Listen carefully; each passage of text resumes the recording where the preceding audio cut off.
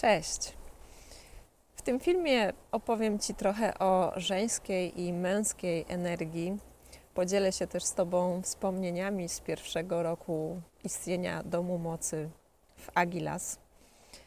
A następnie zaproszę Cię do kolejnego cyklu, do drugiego poziomu istnienia tego projektu. Dom Mocy, ten najważniejszy, istnieje oczywiście w Twoim sercu.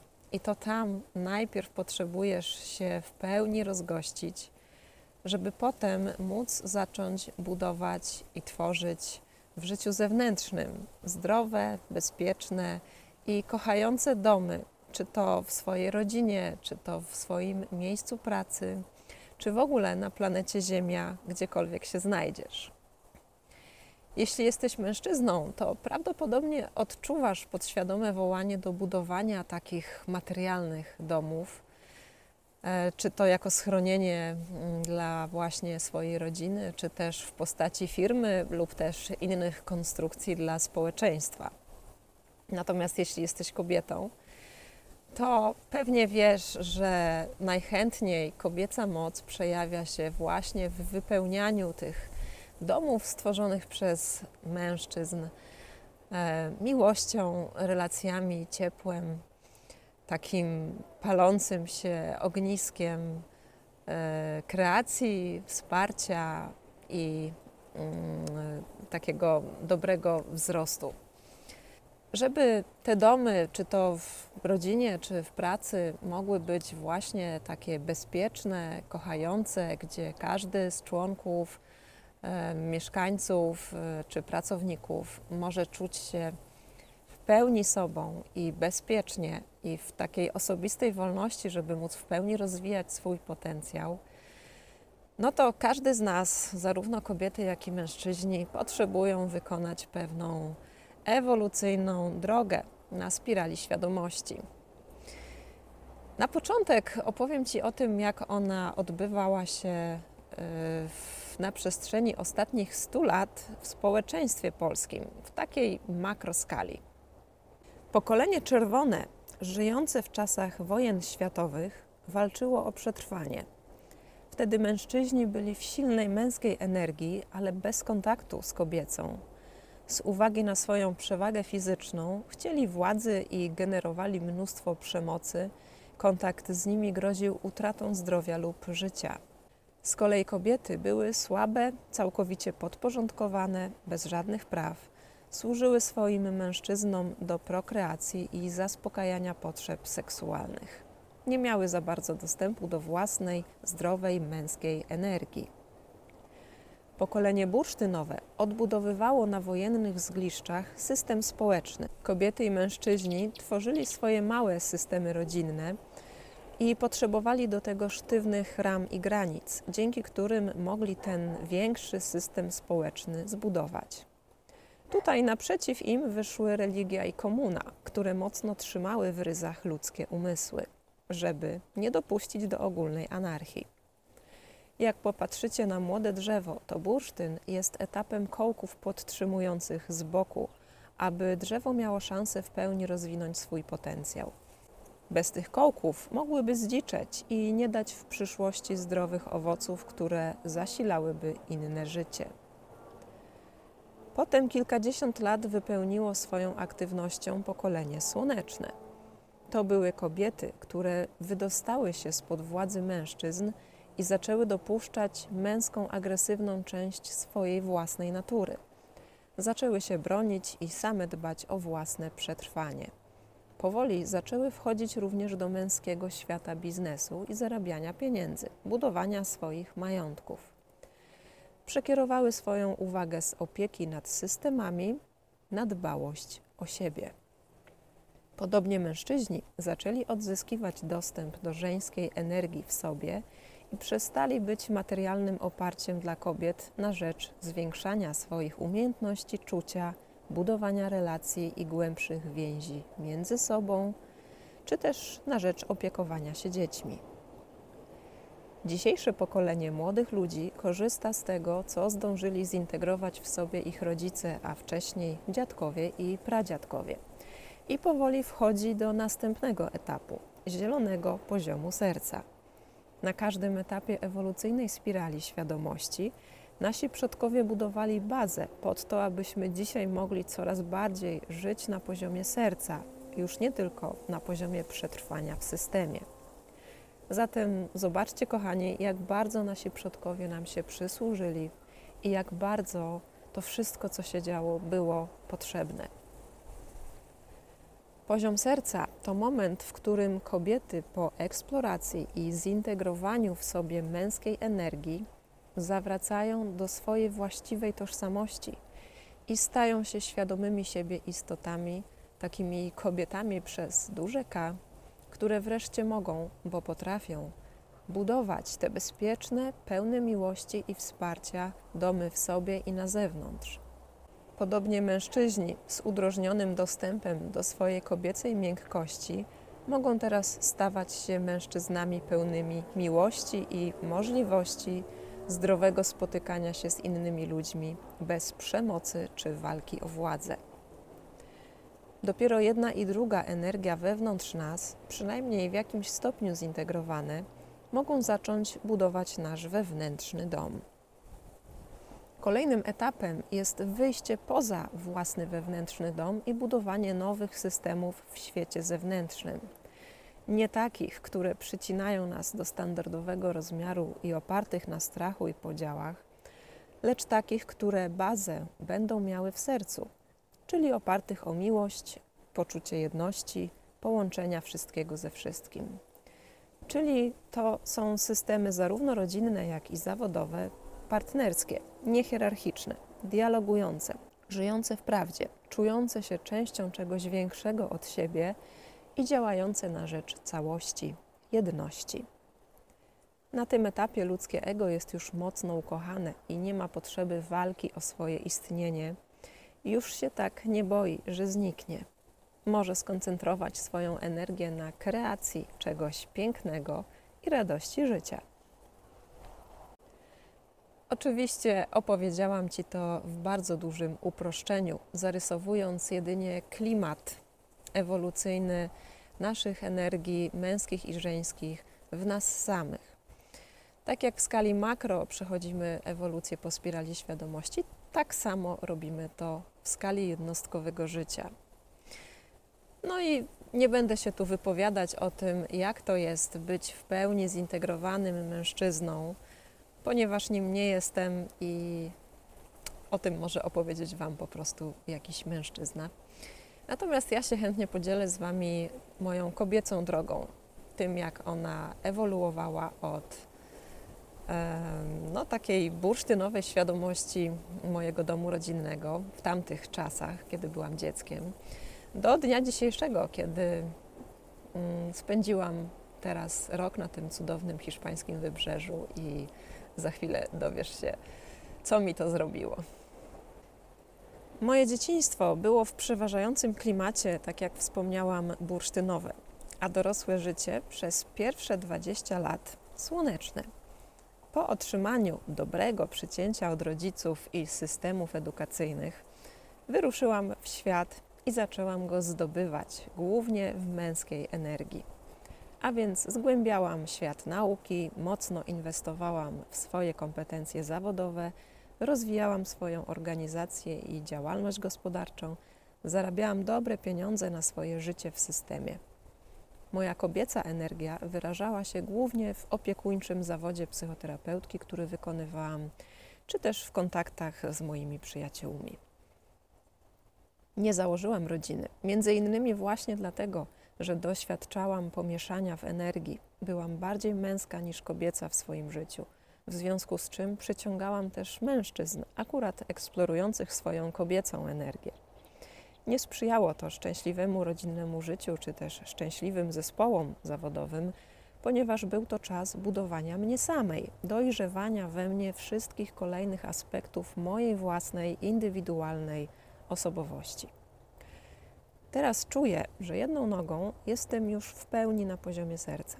Druga noga powoli opuszcza resztki tej starej, kontrolującej systemowej i przestraszonej energii. Objawia się to na przykład zamknięciem po 15 latach jednoosobowej działalności gospodarczej. Trochę na znak tego, że proces budowania mojego jakże mocno pojedynczego ego dobiega końca. Teraz staję się autonomiczną osobą, kobietą bardzo wewnątrz zintegrowaną, która już nie potrzebuje systemowych ról do istnienia w społeczeństwie, tylko może w pełni swojej prawdy wyjść na spotkanie i wymianę ze światem po prostu jako kobieta. Jako kobieta poczułam już permanentnie, że jestem połączona z Matką Ziemią i to jej chcę służyć wszystkimi swoimi zasobami. To w niej pierwszej zaczęłam budować swój dom zewnętrzny po tym, jak z grubsza zbudowałam go już w sobie. I pierwszy rok mojego życia, poza systemem rządzonym przez dojrzewające ego, wydarzył się w Agilas. Przyszedł do mnie dom na skalę, z którym duchowo się zjednoczyłam i który stał się moim pierwszym zewnętrznym domem mocy. W tym miejscu pierwszy raz odważyłam się w pełni na życie z poziomu serca i takie właśnie spotkania z ludźmi, poza rolami, w duchowym połączeniu. Każdą z osób, która przyjechała tu na odosobnienie, traktowałam tak, jakbyśmy znali się od zawsze, jak członka rodziny. Wpuszczałam ją do swojego codziennego życia i dawałam się zaprosić do życia tych osób. Dzięki temu byłam w pięknym przepływie energii, która niesamowicie pomagała mi w dalszym poszerzaniu mojej świadomości.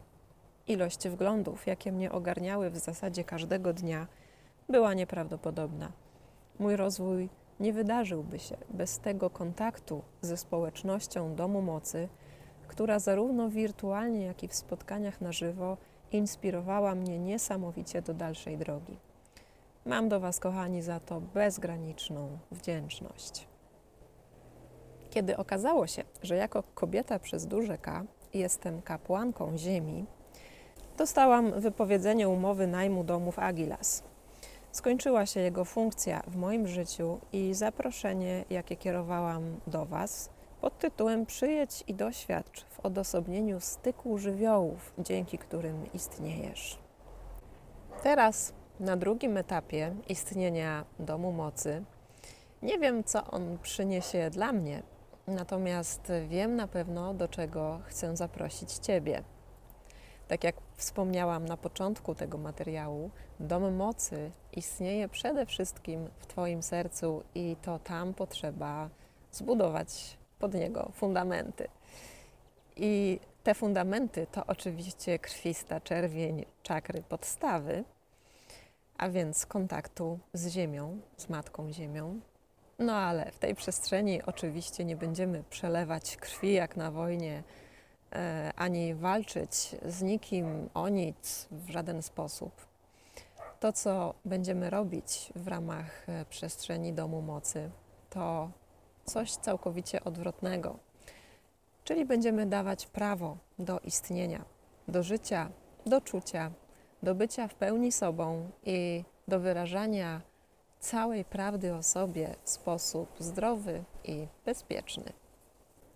Zatem na drugim etapie rozwoju projektu Dom Mocy zapraszam Cię do eksploracji energii żeńskiej w Twoim życiu i głębszego niż dotychczas połączenia się z Matką Ziemią oraz innymi kobietami.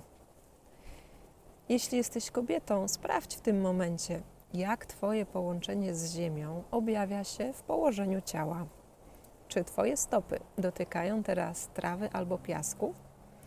Czy raczej oddziela je podeszwa obuwia, podłoga domu, czy też kilka pięter betonu? Jak Twoje połączenie z Ziemią objawia się w noszonej odzieży? Czy masz na sobie długą sukienkę lub spódnicę, która ochrania i zasila Twoje czakry energią z Ziemi? Czy raczej siedzisz w spodniach, bo jesteś przyzwyczajona do rozdawania swojej energii innym bez dbania o zasilanie własnej? Jak Twoje połączenie z żeńską energią objawia się w kolorach? Czy masz na ustach wyrazistą szminkę? Czy chętnie bawisz się kolorami w swojej przestrzeni fizycznej? Czy raczej wtapiasz się w szary tłum, a kolor Twoich ścian w domu jest zalecony przez projektanta, a nie Twoje serce? Być może uznasz to wszystko, co mówię, za coś niemożliwego, coś, co w ogóle nie jest Twoje, albo też jakiś nieistotny drobiazg. Wtedy ja zadam Ci pytanie, czy Twoja kobiecość jest właśnie dla Ciebie czymś takim niemożliwym, czymś takim nieoswojonym, czy też może nieistotnym drobiazgiem. Na szczęście dzisiaj wiele z nas jest już jedną nogą na etapie serca, a nawet już obiema nogami na etapie serca i dalej. I w związku z tym jesteśmy w tej energii powracania do tej rdzennej, zdrowej kobiecości. Można to robić na różne sposoby i jednym z nich jest dostarczanie sobie karmiącego, dobrego kontaktu z innymi kobietami.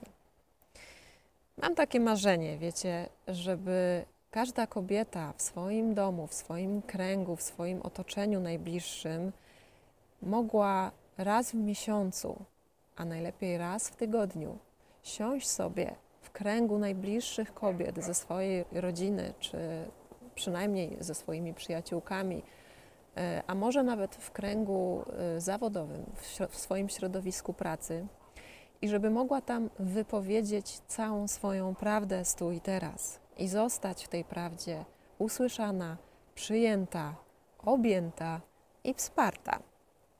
W ewolucyjnie ważnych momentach życia taka kobieta mogłaby mieć zorganizowany rytuał przejścia w tym przyjaznym gronie, tak jak robią to kultury połączone z energią Matki Ziemi. No a w taki sposób regularnie wzmacniana kobieta mogłaby wychodzić do swojego codziennego życia, do swojego mężczyzny, do swoich dzieci, do swoich obowiązków w pracy, naprawdę w zupełnie innej energii, w pełni mocy, zdrowa i gotowa do dalszej kreacji fajnego życia. Zaczęłam to marzenie realizować w zasadzie już dawno temu, trochę nie zdając sobie z tego sprawy. Najpierw sama otworzyłam się na moc kręgów kobiet, mając taki jeszcze w Zielonej Górze przez 11 lat. Potem poszłam krok dalej i stworzyłam krąg, w którym widzę się z moimi kobietami co tydzień od 3 lat online. Organizowałam i dalej będę też organizować kobiecy krąg mocy dla Polek w Hiszpanii. Teraz stawiam następny krok. Nauczyłam się przeprowadzania ludzi przez rytuały przejścia i jeśli tylko istnieje w Tobie gotowość i otwartość na to, żeby energetycznie wzmocnić ewolucyjne progi w swoim życiu, to możesz doświadczyć tego na żywo w kręgach, jakie będziemy tworzyć z Sylwią Jasminę w Hiszpanii. Uzupełnienie własnej historii o rytuały inicjacyjne na każdym etapie kobiecego życia to pierwszy krok do tego, żeby zacząć robić to również z innymi kobietami, właśnie w swoich rodzinach i kręgach przyjacielskich. I tego też będziemy uczyć. Jakiego rytuału potrzebuje Twoja córka czy siostra, gdy właśnie zaczęła miesiączkować? Jaka ceremonia wesprze Twoją przyjaciółkę lub ciocię, która właśnie zaszła w ciążę lub nie może w nią zajść? Jaki rytuał przejścia pomoże Twojej matce z okazji rozpoczęcia działalności gospodarczej czy uzyskania dyplomu, albo też Tobie w okresie menopauzy? Każdy ważny moment w życiu kobiety potrzebuje zauważenia, uświęcenia, uczynienia go ważnym, przyjętym, objętym i wspartym w gronie innych czujących kobiet. Dzięki temu staje się on bazą pod dalsze szczęśliwe życie, pełne mocy, miłości, piękna i świadomej kreacji. Bardzo Cię zachęcam i zapraszam do eksplorowania tego obszaru i uczenia się, jeśli jeszcze tego nie robisz w swoim życiu, tworzenia kobiecych kręgów mocy jako wsparcia dla siebie i dla Twoich najbliższych kobiet. W szczególności jest mi tu bliski los dziewczynek, młodych dziewczyn, które za chwilę zaczną być kobietami i będą potrzebowały kobiecego wsparcia nie z internetu, ale w żywych relacjach z matką, z ciocią, z siostrą, z koleżanką, przyjaciółką, a potem w młodym dorosłym i w każdym dalszym etapie dorosłego życia, po to, żeby te wszystkie progi były właśnie ukochane, przyjęte i stanowiły takie źródło mocy, źródło dumy z tego, że jest się kobietą i źródło kobiecej energii, która będzie mogła płynąć i prowadzić je do spełnionego, szczęśliwego życia. Żeby to było możliwe, to najpierw my, dorosłe kobiety, potrzebujemy uzupełnić swoje doświadczenia o takie wspierające praktyki w kobiecym gronie, a następnie nauczyć się tworzenia takich kobiecych kręgów mocy właśnie w swoim otoczeniu dla siebie i dla naszych córek. Jak w ogóle zaprosić do takich kręgów kobiety ze swojej rodziny i dalszego otoczenia? Jak potem je utrzymać w bezpiecznym, zdrowym dialogu i wymianie? Jak w nich zmieścić całą prawdę o każdej z kobiet i wszystkie emocje? To nie jest takie proste, jakby się mogło wydawać. Dlatego na początku potrzebujemy wsparcia kobiet, które już potrafią to robić. Jeśli to, co mówię, jest Tobie bliskie i Ciebie woła, to przybywaj do Hiszpanii. W prowincji Malagi i w prowincji Alicante będą się odbywać różne wydarzenia wzmacniające przepływ naszej kobiecej energii. Po to, żebyś mogła swój dom mocy budować w swoim sercu najpierw, w tej żeńskiej energii czakry podstawy, żeby ją potem roztoczyć w kręgach wokół siebie, żeby było tam bezpiecznie, zdrowo, w miłości, wsparciu i w wolności. A teraz już serdecznie Cię pozdrawiam, dziękuję za uwagę i do następnego razu.